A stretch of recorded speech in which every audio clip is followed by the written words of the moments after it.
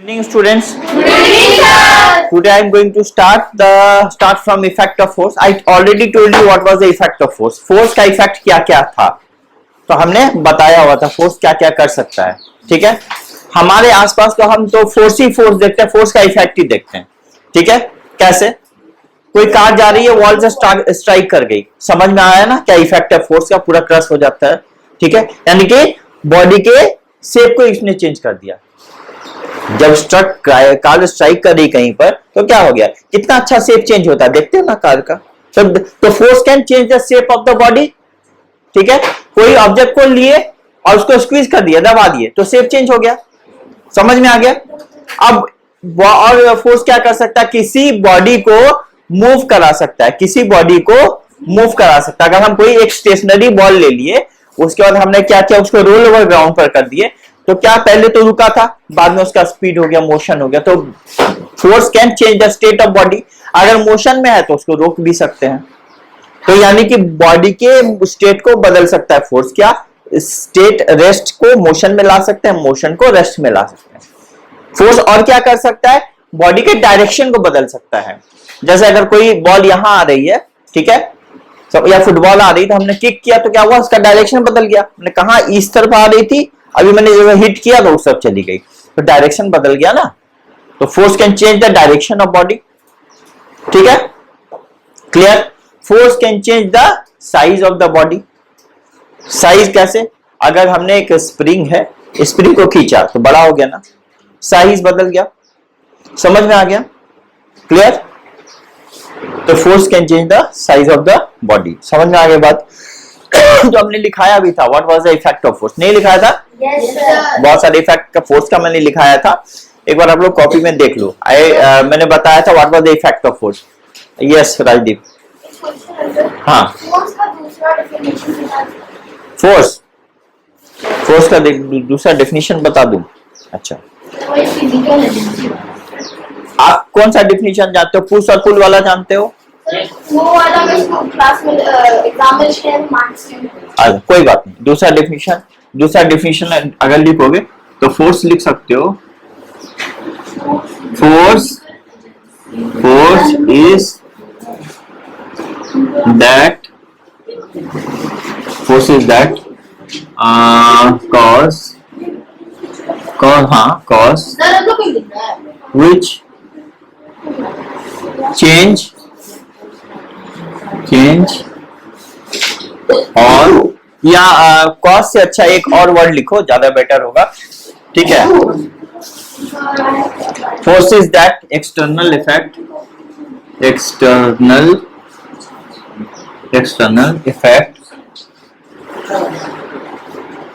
which change or tends to change the state of body. ये दूसरा definition है force का. ठीक है, अदाल जी पूछे थे ना, ये रहा दूसरा डेफिनेशन.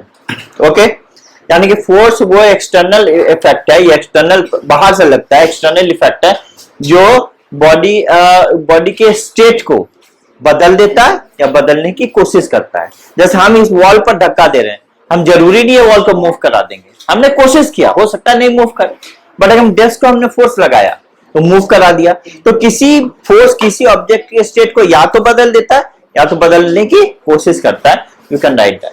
तो चेंज और tends to change the state of a body, आप लिख सकते हो. सर टेंस मतलब कोशिश करना, बोलो. it is the physical agency which can change or tries to change the state of the body. लिखा है ना, अब देखो, इट इज फिजिकल एजेंसी लिखा है, तो हमने उसके बदले एक्सटर्नल इफेक्ट लिखा है, दोनों एक ही है. अब देखो, विच चेंज और ट्राइज टू चेंज है, तो मैंने टेंड्स टू चेंज लिखा है, मैंने थोड़ा और एडवांस इंग्लिश यूज किया.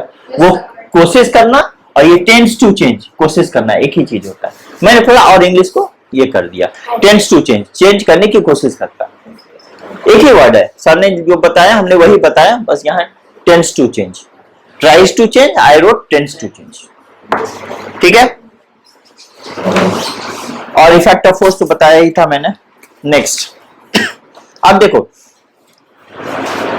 जितना भी फिजिकल क्वांटिटी है, जितने भी फिजिकल क्वांटिटी है सबको हम लोग मेजर कर सकते हैं। हम लोग वेट को लेते हैं तो वेट भी मेजर कर सकते हैं, यूनिट किलोग्राम केजी। वेट लेते हैं तो वेट को भी मेजर करते हैं, यूनिट किलोग्राम। समझ में आ गया? टाइम को लेते हैं तो टाइम को भी मेजर करते हैं, सेकेंड, घंटा, मिनट, आवर, मिनट, ये हो गया। ठीक है। डेंसिटी लेंगे तो डेंसिटी भी मेजर करेंगे, केजी पर मीटर क्यूब, डेंसिटी भी मेजर कर सकते हैं। हाँ, मास पर यूनिट वॉल्यूम बता देंगे आपको। अगर मान लो कि आपको, ठीक है, लेंथ को मेजर करना है तो लेंथ को मीटर में मेजर कर सकते हैं। समझ में आ गया? तो जितने भी फिजिकल क्वांटिटीज हैं सबको हम लोग मेजर कर सकते हैं। जितने भी फिजिकल क्वांटिटी है हम लोग सबको मेजर कर सकते हैं, और सबके लिए एक यूनिट होती है। तो क्या फोर्स को भी मेजर किया जा सकता है? यस। जब सारे फिजिकल क्वांटिटी को मेजर कर सकते हैं, माप सकते हैं, तो फोर्स को क्यों नहीं माप सकते? फोर्स को क्यों नहीं मेजर कर सकते? यस, फोर्स को भी मेजर किया जाता है कि हमने कितना फोर्स बॉडी पर लगाया। अगर हमने बोला कि आपने इस बॉडी पर कितना फोर्स लगाया, तो क्या बोलोगे? इतना फोर्स लगाया सर, इतना फोर्स लगाया, ऐसे बोलोगे क्या? नहीं, कुछ तो वेट। अगर बोलेंगे व्हाट इज योर, आपका वेट क्या, वजन क्या है?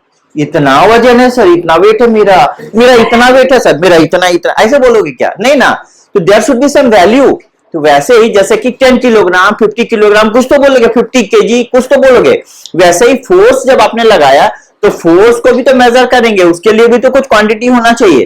तो फोर्स को मेजर करने के लिए क्या यूनिट यूज करते हैं हम लोग? न्यूटन, जो कि एसआई यूनिट होता है फोर्स का। ठीक है, ठीक है, clear? Yes, sir.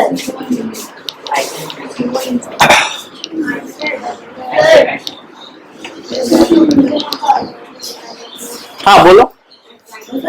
Sir SI का फुल फॉर्म क्या होता है? इंटरनेशनल स्टैंडर्ड यूनिट बोल सकते हो। ठीक है, सिंबल इंटरनेशनल SI का सिंबल इंटरनेशनल, सिंबल ऐसा है ना, सिंबल इंटरनेशनल बोलो। हाँ, सिंबल इंटरनेशनल बोलो। ठीक है, लेकिन नहीं वो कोई बात नहीं। कभी कभी देखना कोई हम लोग फुल फॉर्म देते हैं ना, तो वो आगे पीछे नाम होता है, बट ऐसा कोई प्रॉब्लम। जैसे यहाँ पर, ठीक है, जैसे आईसीएससी बोलते हैं, आईसीएससी बोलते हैं ना, लेकिन क्या होता है, पहले सी आता है, काउंसिल ऑफ इंडियन ऐसे करके होता है ना, इंडियन स्कूल सर्टिफिकेट। किससे स्टार्ट होता है? सी से स्टार्ट होता है। बट आईसीएससी बोर्ड किससे शॉर्ट फॉर्म लिखते हैं? आई से लिखते हैं। तो वो कोई बात नहीं है उसके लिए। तो यहां देखो, अभी इसके बाद आ जाओ SI unit of force. SI unit, अच्छा, SI unit of force. SI unit of force is called, क्या होता है? न्यूटन। न्यूटन। और इसको हम लोग किससे दिखाते हैं? कैपिटल एन से दिखाते हैं। Clear? SI unit of force is Newton. हम इसको किससे दिखाते हैं? कैपिटल एन से दिखाते हैं। CGS unit of force, unit of force वो क्या होता है? वो होता है हमारा डाइन। और इसे किससे दिखाते हैं? डी से दिखाते हैं। कोई बात नहीं है, ठीक है। जब भी यूनिट लिखते हैं ना, सबसे, हाँ,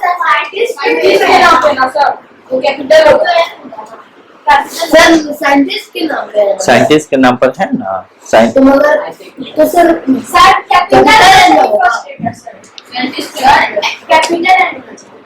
कैपिटल एन सिंबल दिखाते हैं, बट जब नेम पूरा लिखोगे, जब साइंटिस्ट के नाम पर होता है, आप पूरा नेम लिखते हैं तो पहला स्मॉल होता है। देख लो बुक में देख लो, आप लोग चेक करो। ठीक है, ठीक है, हाँ, सीजीएस, ये सीजीएस है, दिस इज सीजीएस। ठीक है, सेंटीमीटर ग्राम सेकेंड बोल सकते हो, सेंटीमीटर ग्राम सेकेंड। ठीक है, okay. Now the next comes resultant force. Resultant force, ठीक है, अब ये हो गया। अब आ जाओ रिजल्टेंट फोर्स।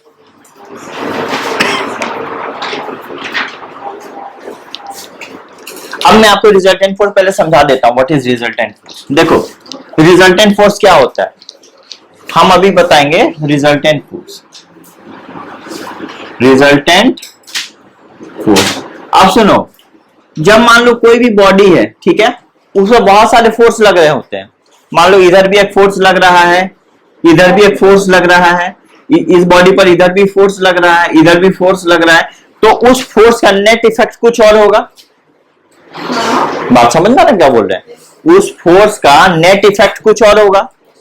तो वो जो इफेक्ट होगा वही वो होता है, दैट इज रिजल्टेंट फोर्स। वो नेट इफेक्ट होता है रिजल्टेंट फोर्स। जैसे मान लो एग्जांपल बता रहे हैं, जैसे मान लो ये एक बॉडी है, हमने रोप लगा के हम उसको इधर खींच रहे हैं एक रस्सी लगा के इधर, ठीक है, और कोई इंसान एक रोप लगा के उधर खींच रहा है दोनों तरफ।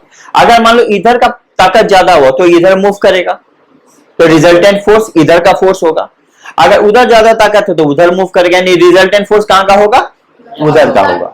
समझ में आ गया? क्लियर? अब सपोज करो इसने 10 न्यूटन से रोप को इधर खींचा, और ये इंसान क्या कर रहा है? 5 न्यूटन से रोप को उधर खींच रहा है, तो इसका ताकत ज्यादा है, तो न्यूटन जो रिजल्टेंट फोर्स होगा वो 5 न्यूटन होगा। किस तरफ? इस तरफ, इस साइड। क्यों? क्योंकि ये ज्यादा है।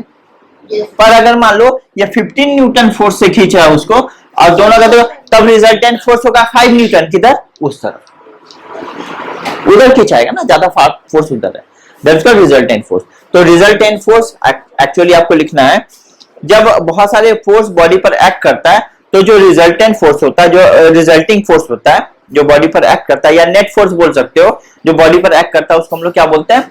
रिजल्टेंट फोर्स बोल सकते हैं। तो रिजल्टेंट फोर्स का लिख सकते हो, इफ मेनी फोर्सेस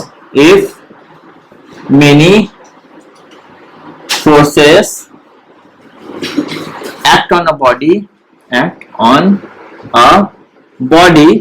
simultaneously, मतलब एक साथ,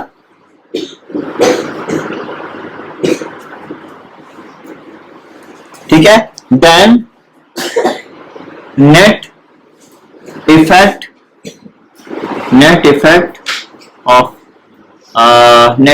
of force is called resultant force.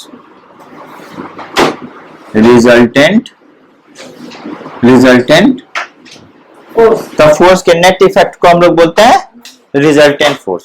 Clear? आ गई समझ में बात? ठीक है। हाँ, नेट मतलब होता है कि टोटल, जैसे मैंने बोला ना, जैसे अगर कोई 10 न्यूटन से इधर खींच रहा है और 5 न्यूटन से इधर खींच रहा है, तो 10 न्यूटन वाला जीतेगा क्योंकि उसके पास 5 न्यूटन फोर्स एक्स्ट्रा है। तो वो एक्स्ट्रा जो 5 न्यूटन फोर्स हुआ वो नेट फोर्स हो गया, 5 नेट फोर्स एक्स्ट्रा, क्योंकि दोनों का डिफरेंस 5 आएगा ना। समझ में आ गया? That is net effect. Clear? बात समझ में आ गई क्या बोलना चाह रहे हैं? अब आप बहुत बार देखोगे, ये डेस्क है, ठीक है, ये डेस्क है। अब हम इसको मान लो कि उधर धक्का दे रहे हैं, ठीक है, उस साइड धक्का दे रहे हैं, मान लो 20 न्यूटन से उधर धक्का दे रहे हैं, वो इस तरफ धक्का दे रहा है, कितना? 30 न्यूटन से, 30 न्यूटन से, तो 10 न्यूटन इधर इफेक्ट होगा। क्यों? 30 न्यूटन उसका ज्यादा फोर्स है, तो उसका डायरेक्शन जहां होगा ये बॉडी उधर मूव करेगा, बट कितने न्यूटन से? 10 न्यूटन। वो गया net resultant force. After that it comes contact and non contact forces. ठीक है, कुछ फोर्सेस होता है contact and non contact force, ये हमने डिस्कस किया था। Classification of force. हाँ, क्लासिफिकेशन में ही आएगा contact and non contact force. ठीक है, now next comes classification of force. तो क्लासिफिकेशन फोर्स में आएगा contact and non contact force. ठीक है, हाँ बोलिए। Classification of force, classification of force. Force का क्लासिफिकेशन में देखिए 2 टाइप का आ रहा है फोर्स। फर्स्ट फोर्स अगर लिखोगे ऐसे तो there are 2 type of force, contact force, non contact force, non contact force. ठीक है, कॉन्टैक्ट फोर्स क्या होता है? डेली हम लोगों को कॉन्टैक्ट फोर्स का इफेक्ट फील होता है, डेली फील होता है, कभी ना कभी हो ही जाता है। घर में यहाँ आए, बदमाशी किए, एनिमेशन लगा दिया, तड़ाक, कॉन्टैक्ट फोर्स, है ना? क्यों बोलो? हैंड से यहाँ टच हुआ ना, तो टच हुआ और फोर्स का इफेक्ट हुआ, तो कॉन्टैक्ट फोर्स। समझ में आ गया? अब मान लो आपको कुछ चीजों को खींचना है, तो डेस्क को आपने पकड़ा, उसके बाद ना खींचोगे, तो that is called contact force. बिना पकड़े तो खींच नहीं पाओगे, तो that is called contact. Muscular force हो गया ना, पकड़ने के लिए आपने मसल्स का ताकत लगाया, तो that is called contact force. समझ में आ गया? ओके, हमको कुछ उठाना है, तो उठाने के लिए भी हमें पकड़ना पड़ेगा ना, तो कांटेक्ट में तो आना होगा ना उसके, तो that is called contact force. तो कांटेक्ट फोर्स हम लोग डेली एक्सपीरियंस करते हैं। But where is non contact force? Non contact force क्या? हाँ, नॉन कांटेक्ट फोर्स में क्या होता है? वो फोर्स जो बॉडी पर दूर से ही लगता है, दूर से ही वो फोर्स बॉडी को खींचे, बट कोई एक्चुअल कांटेक्ट ना हो। जैसे कि हम लोग बोलेंगे मैग्नेटिक फोर्स। अगर हम मैग्नेट रख दें और कोई मैग्नेटिक सब्सटेंस उधर रख दें, तो क्या होगा? मैग्नेटिक सब्सटेंस इसको खींच लेगा ना, मैग्नेटिक सब्सटेंस को खींच लेगा, तो फोर्स दूर से ही लगा ना, नॉन कांटेक्ट फोर्स। हमने इस को रखा यहाँ पर, उसके बाद मैंने क्या किया? इसको छोड़ा, तो छोड़े तो नीचे ही जाएगा ना, व्हाई? अर्थ का ग्रेविटी इसको खींच रहा है, that is called non contact. Gravitational forces, non contact. समझ में आ गया? हमने कंघी से बाल को रब किया, उसके बाद छोटे छोटे पेपर के पीस के पास ले गए, वो खींचने लगता है ना, बिकॉज ऑफ इलेक्ट्रोस्टैटिक फोर्स, और that is also non contact force. Electrostatic force. हम ड्राई हेयर को मैंने कंघी से ड्राई हेयर को अपने कॉम्ब किया, उसके बाद छोटे छोटे पेपर के पास आप लेके जाते हो कंघी, तो वो पेपर्स उसमें खींचने लगता है, ट्रैक्ट होने लगता है, दैट इज कॉल्ड खींच लेता, तो वो that is called non contact force. समझ में आ गया? तो नाउ अब कांटेक्ट फोर्स, ठीक है, कांटेक्ट फोर्स का अगर हम लिखेंगे तो देखो कांटेक्ट फोर्स में क्या क्या आता है हमारा? Muscular forces. तो जितने टाइप के मस्कुलर फोर्स होते हैं, मस्कुलर फोर्स मतलब मसल से हाँ, yes again sure. First you have got muscular force, समझ में आ गया? यू गॉट इट, ठीक है? तो all the contact forces are muscular forces. अब अगर हम नॉन कांटेक्ट फोर्स की बात करें, तो the force which act on the body from a distance, मतलब कभी कोई बॉडी पर अगर फोर्स लगे, बट उस फोर्स को लगाने के लिए बॉडी को छूना ना पड़े, दूर से उस पर फोर्स लगे, खींचे, that is non contact. Non contact जैसे चुंबक रखते हैं मैग्नेट, या मैग्नेटिक सब्सटेंस रखे तो खींच देता है ना, तो दूर से ना खींचा पहले, तो फोर्स तो दूर से लगना स्टार्ट हो गया ना, non contact force. Gravitational force, इस बॉडी को खींचा अर्थ ने, तो क्या हो गया? Non contact force. समझ? Electrostatic force, non contact force, ठीक है? तो एग्जांपल तो वही तो बताया ही, अभी लिखा भी देते हैं आप लोगों को। नॉन कांटेक्ट फोर्स का क्या हो जाएगा? Gravitational force,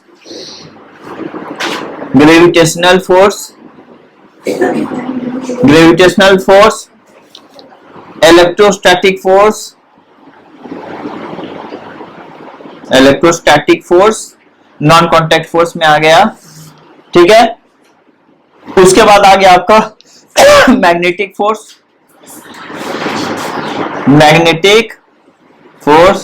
non contact force में आ गया। ये सब किस में आ गया?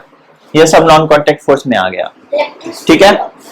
वही तो मैंने बोला कि जब आप बाल में कंघी करते हो, तो कंघी में एक चार्ज डेवलप होता है, जिसकी वजह से वो पेपर को खींचता है, इलेक्ट्रोस्टैटिक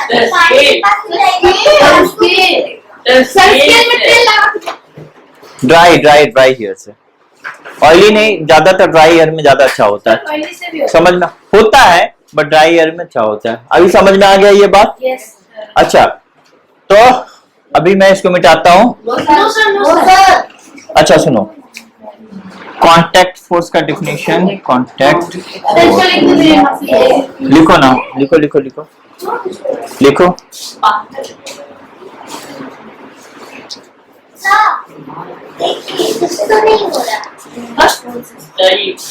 आप अगर रब करके इतने बड़े पेपर के पास लेके आओगे, तो इतना बड़े पेपर को कैसे खींचेगा? तो हेवी मास है, भारी है।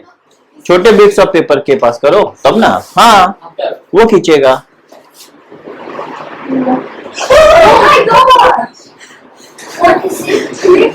हाँ बोलोगे सर ये तो हवा से उड़ गया।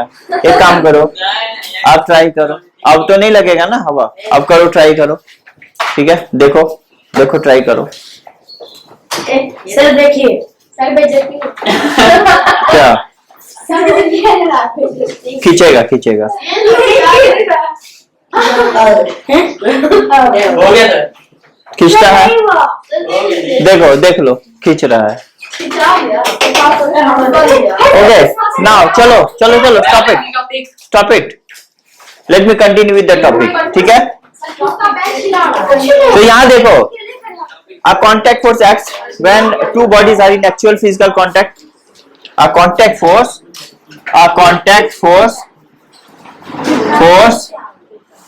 acts, हम मिटा देंगे, आप लोग को लिखना है लिखो, हम मिटा देंगे। contact force acts when two bodies are in actual physical contact, that is called contact force, ठीक है। अगर हम नॉन कॉन्टैक्ट फोर्स का डिफिनेशन लिखेंगे, नॉन कॉन्टैक्ट फोर्स और non contact force acts, non contact force acts when a body is not in actual physical contact, ठीक है। ये हो गया नॉन कॉन्टैक्ट फोर्स, ठीक है। देखो मैंने आपको कॉन्टैक्ट फोर्स लिखा दिया, एग्जांपल भी दे दिया, नॉन कॉन्टैक्ट फोर्स लिखा दिया, एग्जांपल भी मैंने आपको दे दिया। Is it clear? चलो now yes, two bodies are in actual contact, ये बॉडीज है, ठीक है, दीज आर बॉडीज, ये बॉडीज है, ठीक है। Next topic is force of friction, पहले इसको कर लो। अच्छा, thank you student, we'll continue next class from with the topic force on friction, frictional force, we'll continue with the frictional force. Is it okay? समझ में आ गई? Thank you. Thank you sir.